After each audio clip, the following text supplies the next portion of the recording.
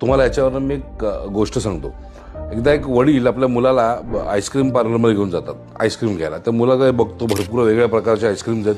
तो सांगतो मला हे आईस्क्रीम पाहिजे आणि ते वडील त्याला आईस्क्रीम देतात घेऊन आणि दोघं जण निघतात तिकडनं चालत चालत चालत निघतात आणि त्या मुलाच्या हातातनं आईस्क्रीम खाता खाता पडतं. अर्थात मुलगा रडायला लागतो. वडील परत त्याला त्या आईस्क्रीम स्टोअरमध्ये घेऊन जातात आणि सांगतात तुला काय पाहिजे ते घे. आता त्यांनी ऑलरेडी ते कुठले कुठले रंगीबिरंगी आईस्क्रीम आहेत ते बघितले होतात.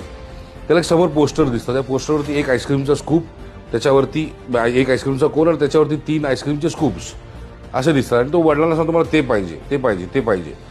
आणि मग तो वडील म्हणतात नाही एक सिंगल स्कूप आलं की आणि निघ इकडनं.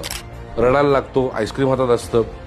त्यावेळेस त्याला वडील एक गोष्ट सांगतात की तुला 3 स्कूप्स हँडल करायचे होते पण तुला एक सिंगल स्कूपचं आईस्क्रीम पण हँडल नाही करता आलं.